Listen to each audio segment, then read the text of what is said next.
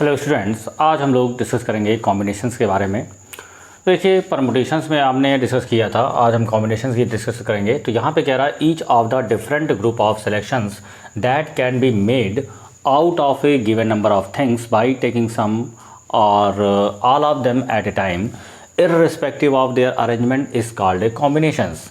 तो यहाँ पर देख कर रहा है इररिस्पेक्टिव अरेंजमेंट्स। तो हमारे पास ये है कि जैसे परमुटेशंस में हमने क्या किया था, आपके पास कुछ ऑब्जेक्ट्स थे, कुछ लेटर्स थे या कुछ अल्फ़ाबेट्स थे, आपने उनका कलेक्शन किया था और उनका जो कलेक्शन हम लोग कर रहे थे वो एक अरेंजमेंट वहाँ पर कर रहे थे, उसमें हम ऑर्डर का ध्यान में रख रहे थे, तो वो आपके पास परमुटेशंस था।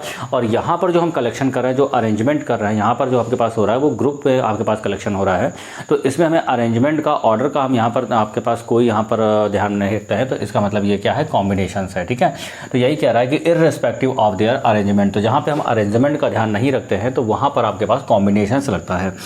इन डिफरेंस अगर हम बात करें तो in general we use the word arrangement for permutations and the word selection for the combinations. तो जो अरेंजमेंट होता है वो परमुटेशंस में होता है और जो पूरा सिलेक्शन होता है, पूरे ग्रुप की बात होती है, तो वहाँ पर आपके पास क्या होता है, कॉम्बिनेशंस लगता है। अब जैसे हमने यहाँ पर कहा कि ए बी और बी ए, अगर हम इसको रिप्रेजेंट करें तो हमारे पास ये दो परमुटेशंस हो सकते हैं। अगर ए बी की बात करें तो एक परमुटेशन ये हो सकता है, बी ए की बात करें दूसरा परमुटेशन ये हो सकता है। लेकिन अगर हम कॉम्बिनेशंस की बात करें तो यहाँ पर एक ही कॉम्बिनेशन होगा, यानी ए बी और बी ए दोनों सेम होंगे। क्योंकि यहाँ पर हम क्या लेते हैं, यहाँ पर हम जब कलेक्शंस करते हैं तो वहाँ पे क्या होता है, हम ग्रुप वाइज करते हैं। तो यहाँ पर पूरा ग्रुप हमारे पास ले जाता है, तो इसमें हमें अरेंजमेंट का कोई मतलब नहीं होता, इसमें ऑर्डर का कोई इफेक्ट नहीं पड़ता। तो यहाँ पर क्या लगता है, कॉम्बिनेशन। तो कॉम्बिनेशन में आपके पास क्या होगा, ये सेम वैल्यू को रिप्रेजेंट करेंगे। लेकिन परमुटेशंस की बात करें तो परमुटेशन में ये दो अलग अलग आपके से परमुटेशंस हो जाएंगे। चलिए इसको एग्जाम्पल के माध्यम से समझते हैं। तो यहाँ पर अगर हम सपोज करें आपके पास तीन लेटर्स हैं ए बी सी, ठीक है, तो तीन लेटर ए बी सी हैं और यहाँ पर हमको कॉम्बिनेशंस फाइंड करना है। Taken two at a time, taken two alphabet at a time. ठीक है, तो गिवन 3 अल्फ़ाबेट,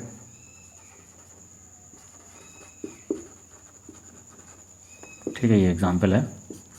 तो 3 alphabet A B C are given and taken 2 alphabet at a time. So required number of combinations की बात करें तो यहाँ पर कॉम्बिनेशंस आपके पास कितने बनेंगे।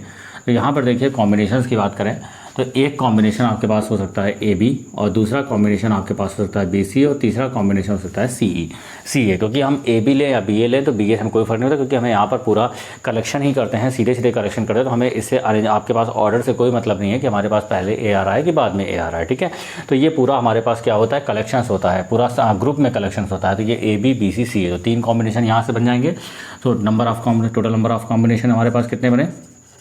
सो the total number of combinations is equal to 3। तो यहाँ पे टोटल नंबर ऑफ कॉम्बिनेशंस क्या बनेंगे, 3 हमारे पास बनेगा। ठीक है, तो अब हम यहाँ पर बात करेंगे, अगर इसको बाय फार्मूला हम लोग करते हैं, कॉम्बिनेशन को सी नोट करते हैं, तो बाय फार्मूला अगर हम इसको देखें तो किस तरीके से देख सकते हैं। पास कह रहा है the number of all combinations of n things taken r at a time is denoted by n C r C n comma r, where 0 is less than or equal to r and also less than or equal to n. तो यहाँ पर देखिए, अगर हमारे पास N things है किसी combinations के लिए, हमारे पास नंबर ऑफ लेटर्स हमारे पास एन हमारे पास टेकन हो रहे हैं, और आर एट ए टाइम पर आपको डिनोट करना है, नंबर ऑफ कॉम्बिनेशन को निकालना है, तो हमारे पास क्या वैल्यू होगी, एन सी आर, या आप इसको इस तरीके से भी ले सकते हैं। और यहाँ पर ये जो आर है, जैसे हमारे पास कॉम्बिनेशन में था, तो ये वैल्यू हमारे पास 0 हो सकती है, या फिर हमारे पास ये एन से हमेशा क्या होगी, लेस होगी। ठीक है, तो चलिए यहाँ पर हम देखते हैं इस क्वेश्चन को, अगर हम कॉम्बिनेशन से लगाएं, फार्मूले से लगाएं, तो किस तरीके से फार्मूला हमारा बन सकता है। और देखिए एनसीआर का जो फार्मूला हमारे पास होता है, एनसीआर का फार्मूला होता है factorial n divide by factorial r into factorial n minus का आर। ये हमारे पास होता है एनसीआर का फार्मूला। तो चलिए इसको अप्लाई करते हैं। तो यहाँ पर देख सकते हैं आपके पास जो अल्फ़ाबेट्स हमारे पास गिवन है, 3 गिवन है, और यहाँ पर 2 अल्फ़ाबेट्स आपको एट टाइम पर लेने हैं, तो आर इक्वल टू 2 हो जाएगा। तो हमारे पास टोटल नंबर ऑफ कॉम्बिनेशंस जो बनेंगे, तो टोटल नंबर ऑफ कॉम्बिनेशंस यहाँ पर बनेंगे NCR, यानी ये वैल्यू हो जाएगी हमारे पास 3C2। और 3c2 को सॉल्व करेंगे तो वैल्यू आएगी factorial 3 divide by factorial 2 into factorial का 3 माइनस का 2। देखिए फैक्टोरियल 3 की बात करें तो ये वैल्यू हो जाएगी 3 इंटू 2 इंटू 1, या फिर ले सकते हैं 3 इंटू फैक्टोरियल 2 कर सकते हैं। और यहाँ पर हमारे पास है फैक्टोरियल 2 और ये वैल्यू हो जाएगी फैक्टोरियल 0, ये वैल्यू कैंसिल आउट, फैक्टोरियल 0 की वैल्यू 1 हो जाएगी, तो आंसर आएगा हमारे पास 3। तो आप देख सकते हैं ऐसे भी हमारे पास आंसर क्या आ रहा है, 3 आ रहा है। ये देखिए हमने आपको इसका कॉम्बिनेशंस में परमुटेशन में मैंने इसको कैलकुलेशन डायरेक्ट करना सिखाया था, तो हम इसका कैलकुलेशन आपका परमुटेशन में भी करना सिखाएंगे अभी हम। पहले हम इसमें कुछ फार्मूले की चर्चा और कर लेते हैं, चलिए इसको देखते हैं। तो यहाँ पर देखिए अभी हम NCR का हमारे पास ये फार्मूला है, और आप जानते हैं NPR का फार्मूला। NPR का फार्मूला हमारे पास क्या था भाई, NPR कॉम्बिनेशन का फार्मूला होता है factorial n divide by factorial का n माइनस r। तो इन दोनों में क्या रिलेशन है, चलिए हम इसकी बात कर लेते हैं पहले रिलेशन की। तो इन दोनों में हमारे पास रिलेशन होता है, देख लीजिए क्या रिलेशन होता है।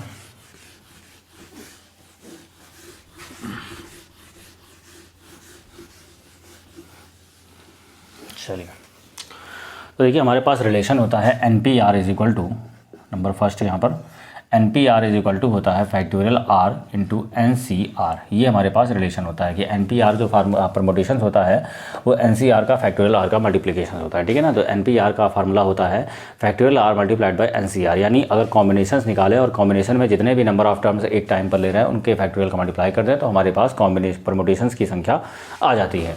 तो चलिए इसका प्रूफ भी कर लेते हैं। तो राइट हैंड साइड हम यहाँ से लेते हैं, तो राइट हैंड साइड हमारे पास है फैक्टोरियल R इंटू NCR का फार्मूला अप्लाई करेंगे तो ये हो जाएगा factorial n divide by factorial R into factorial का n माइनस r, ये इससे कैंसिल आउट हो गया।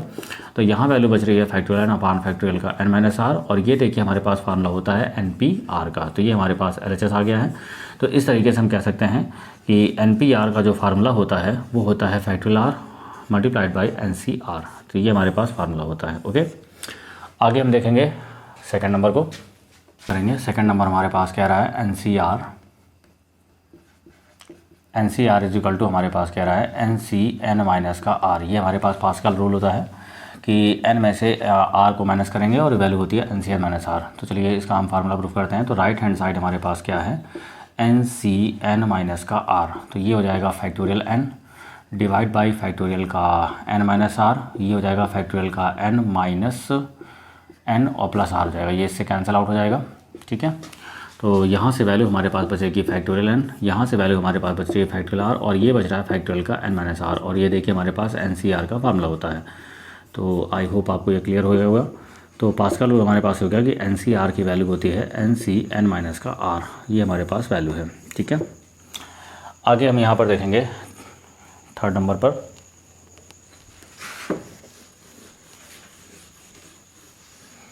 चलिए अब यहाँ पर देखिए थर्ड नंबर में हमारे पास क्या कह रहा है कि अगर हम बात करें NC0 की, ठीक है, तो NC0 का मान हमारे पास क्या होता है, NC0 की 1 की बात करें तो NC0, अब यहाँ पर देखिए हम कुछ कैलकुलेशन यहाँ पर कर लेते हैं पहले। तो इस फार्मूले के अकॉर्डिंग कैलकुलेशन कर रहे हैं। देखिए अभी हमने जैसे हमने निकाला था 3C2, ठीक है, तो हमारे पास 3C2 निकाला था, तो 3C2 को हमने फार्मूले से कैलकुलेशन किया था। अभी हम इस पे कैलकुलेशन करेंगे। तो देखिए यहाँ पर 3C2 की बात करें तो अगर हम ये रूल लगा देते हैं कि आपने कहा कि n माइनस r करेंगे, ठीक है, n लिखेंगे, n से r को माइनस कर देंगे तो दोनों वैल्यू सेम ही होती है। तो 3C2 में अगर हम ये पास्कल रूल लगा रहे हैं तो ये लिखा हमने 3, और 3 में से 2 को माइनस करेंगे वैल्यू आएगी 1, और 3C1 की वैल्यू होती है 3, ठीक है। तो ये आप ध्यान रखिएगा। यहाँ पर हम ले सकते हैं कि NC1 का मान क्या होता है, n होता है, एक फैक्टोरियल यहाँ से लेते हैं तो NC1 का मान क्या होता है n, फार्मूले से आप इसको सॉल्व कर सकते हैं। इसी तरीके से NCN की मान की बात करें तो NCN का मान हमारे पास होता है, NCN का मान भी हमारे पास क्या होता है, NCN का जो मान होता है वो हमारे पास होता है 1, ठीक है, NCN का मान क्या होता है 1 होता है हमारे पास। इसी तरीके से अगर हम बात करें NC0 की वैल्यू हमारे पास होती है 1, इसको आप सॉल्व कर सकते हैं। देखिए NC0 की अगर हम बात करें, NC0 को आप लगा देंगे factorial n divide by factorial का 0 फैक्टोरियल का n माइनस 0, तो ये वैल्यू हो जाएगी फैक्टोरियल n, फैक्टोरियल 0 की वैल्यू 1 हो जाएगी, और ये आ जाएगा फैक्टोरियल n, ये इससे कैंसिल आउट हो गया तो वैल्यू आ जाएगी 1। तो NC0 का मान क्या हो जाएगा 1 हो जाएगा। अगर हम NCN की बात करें, देखिए NCN की बात करें तो NCN का मान भी 1 होता है। NCN की बात करें तो ये हो जाएगा factorial n divide by factorial का n हो जाएगा, फैक्टोरियल का n माइनस n हो जाएगा, ये इससे कैंसिल आउट हो गया 1 अपान फैक्टोरियल 0, और फैक्टोरियल 0 का मान भी 1 हो जाएगा। तो NCN का मान होता है, NCN 0 की वैल्यू 1 होती है, और NC1 का मान हमारे पास n होता है। इसी तरीके से हम इसको भी प्रूफ कर सकते हैं। तो ये देखिए आपने इसका कैलकुलेशन कर लिया है। आगे इसी तरीके से मान लीजिए हम यहाँ पर निकालना चाहते हैं 5C2 को निकालना चाहते हैं। देखिए 5C2 को निकालें, अगर हम इसमें पास्कल रूल लगाते हैं तो कोई फ़ायदा नहीं होगा, क्योंकि आप पास्कल रूल लगाएंगे तो 5C3 हो जाएगा और कैलकुलेशन बढ़ जाएगा। चलिए इसका हम कैलकुलेशन कर रहे हैं। तो ये देखिए 5 फैक्टर आपके पास 2 फैक्टर करेंगे यहाँ पे, तो क्या हो जाएगा 5 × 2 और फिर इसका फिर से करते हैं। यहाँ पे जितने वैल्यू होते हैं इसका फैक्टर हम फिर से करेंगे डिसेंडिंग ऑर्डर में 2 × 1, ये इससे कैंसिल आउट, तो वैल्यू आ जाएगी हमारे पास 5। ठीक है, तो ये इसका आंसर होगा। आगे हम देखेंगे, सॉरी ये इसका आंसर नहीं है, डिसेंडिंग ऑर्डर में करेंगे तो 5 × 4 हो जाएगा। ठीक है, और ये क्या हो जाएगा 2 × 1, ये इससे कैंसिल आउट होगा, तो वैल्यू आ जाएगी हमारे पास 10। तो ये हमारे पास का आंसर होगा। आई होप आपको ये क्लियर हो गया होगा। आगे हम यहाँ पर देखेंगे, सपोज दैट हम बात करें 8C4 की बात करते हैं या 8C5 की बात करते हैं। ठीक है, अब देखिए 8C5 को अगर हम सॉल्व करें तो इसमें आप पास्कल रूल लगा सकते हैं, तो 8C3 हो जाएगा। और 8C3 का मतलब हो गया कि यहाँ पे 3 फैक्टर करने हैं, तो ये हो जाएगा 8 × 7 × 6 और ये हमारे पास हो जाएगा 3 × 2 × 1, तो 3 × 2 6 जाएगा, तो 8 7 हमारे पास जाएगा 50 का 6, तो ये हमारे पास वैल्यू हो जाएगी। तो आई होप आपको ये क्वेश्चन क्लियर हो गया होगा। आगे हम यहाँ पर कुछ और वैल्यू को डिस्कस करेंगे, इसका स्क्रीनशॉट ले लीजिए।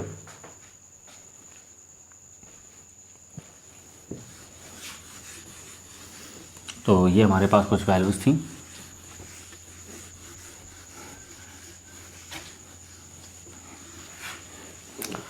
अब देखिए हमारे पास एक फार्मूला है NCR। ठीक है, हमारे पास एक फार्मूला है NCR = NCR + NCR - 1, NCR + NCR - 1 = n+1 CR। ये हमें प्रूफ करना है। ठीक है, तो ये भी आपके पास एक फार्मूला है। तो चलिए इसको हम प्रूफ करने के लिए क्या करेंगे, इसका लेफ़्ट हैंड साइड ले लीजिए। लेफ़्ट हैंड साइड हमारे पास क्या है NCR + NCR - 1, तो यहाँ पर आप फार्मूला अप्लाई करेंगे तो फैक्टोरियल n हो जाएगा, फैक्टोरियल का r हो जाएगा, फैक्टोरियल n - r हो जाएगा। यहाँ फार्मूला अप्लाई करेंगे factorial n divide by factorial r - 1, factorial का n - r + 1, तो यहाँ से हो जाएगा फैक्टोरियल का n हो जाएगा, इससे आप r को बाहर करेंगे, फैक्टोरियल r - 1 बचेगा और ये हमारे पास है फैक्टोरियल का n - r, ये फैक्टोरियल n है हमारे पास, फैक्टोरियल r - 1 है, इससे हम n - r + 1 को बाहर करेंगे, तो यहाँ बचेगा फैक्टोरियल का n - r।